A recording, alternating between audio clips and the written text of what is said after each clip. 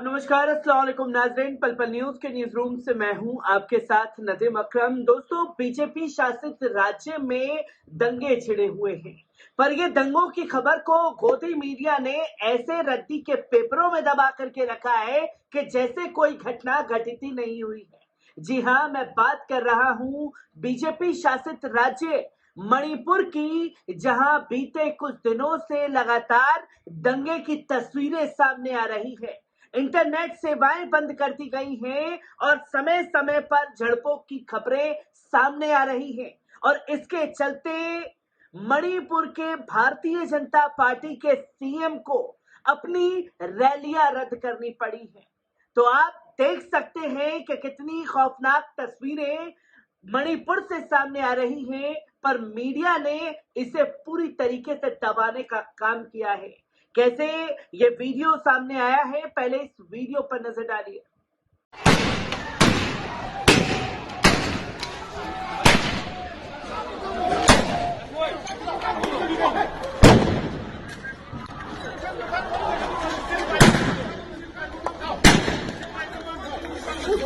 तो दोस्तों, आपने देखा कि कैसे समय समय पर फायरिंग हो रही है, जहां पुलिस प्रशासन के लोग दंगाइयों को रोकने की कोशिश कर रहे हैं, पर दंगाई जो है वो लगातार फायरिंग करते हुए दिखाई दे रहे हैं। तो वहीं पुलिस वालों को कैसे जद्दोजहद का सामना इन दंगाइयों के सामने करना पड़ रहा है, पहले इस वीडियो पर नजर डालिए।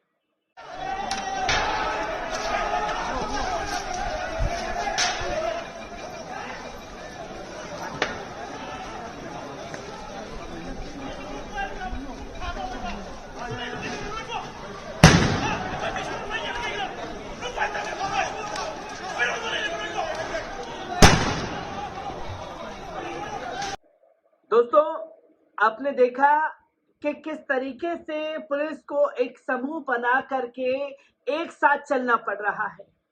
यहाँ पुलिस के दिल में जो है दंगाइयों का खौफ है, बल्कि दंगाइयों के दिल में पुलिस का खौफ बिल्कुल नहीं है।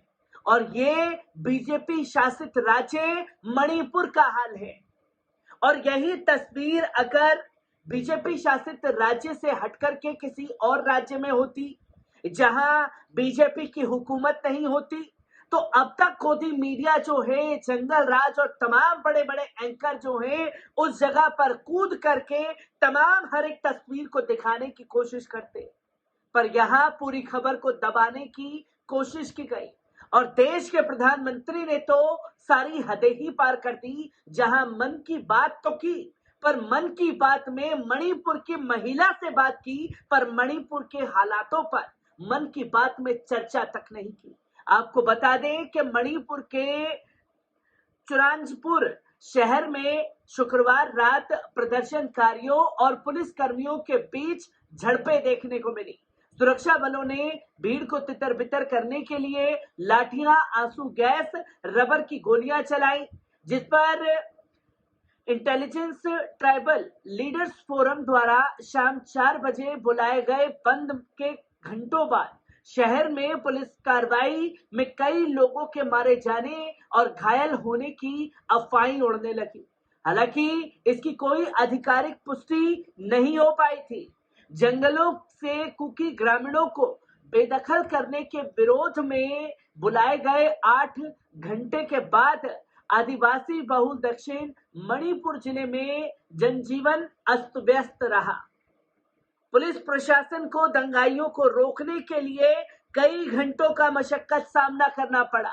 इससे पहले दिन में चुरांदपुर जिले के न्यू लमका में सद्भावना मंडप में प्रदर्शनकारी और पुलिस के बीच झड़पें हुई, जहां मुख्यमंत्री एन बीरेन सिंह एक जनसभा को संबोधित करने वाले थे।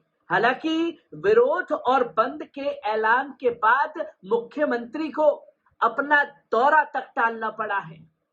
इसी के साथ साथ पुलिस सूत्रों ने बताया कि न्यू लमका, तुईबाग बाजार, सीएमएल ब्रिज, लंगा ब्रिज और टी जम्फई जैसे इलाकों से प्रदर्शनकारियों द्वारा पथराव, आंसू गैस के गोले दागने और सुरक्षा कर्मियों द्वारा रबड़ की गोलियां दागने की भी सूचना मिली है। जहां अधिकारियों ने कहा है कि पुलिस को न्यू लमका में इकट्ठा हुई और बंद प्रभावित शहर में तैनात सुरक्षा बलों पर पथराव कर रही भीड़ को तितर बितर करने के लिए आंसू गैस के गोले दागने पड़े।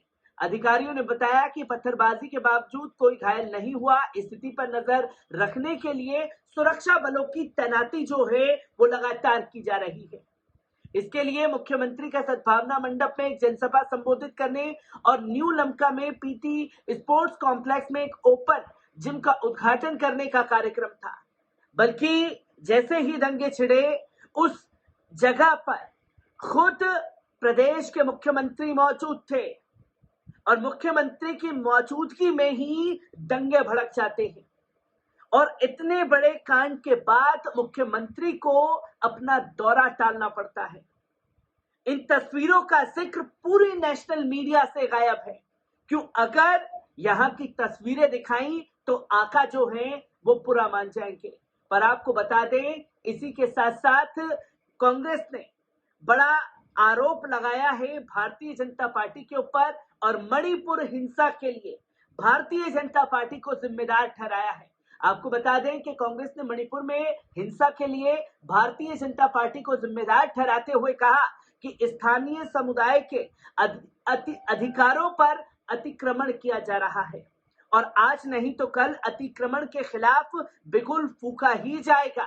पार्टी अध्यक्ष मल्लिकार्जुन खड़गे ने ट्वीट किया, भाजपा शासित मणिपुर में स्थिति चिंताजनक है। हिंसा किसी भी मुद्दे का समाधान नहीं है, पर भाजपा की डबल इंजन सरकार में कानून व्यवस्था की स्थिति पूरी तरीके से खराब हो चुकी है। उन्होंने ये आरोप लगाया कि भाजपा स्थानीय मूल निवासी समुदायों के अधिकारों पर अतिक्रमण कर रही है, जो कि बर्दाश्त नहीं किया जाएगा।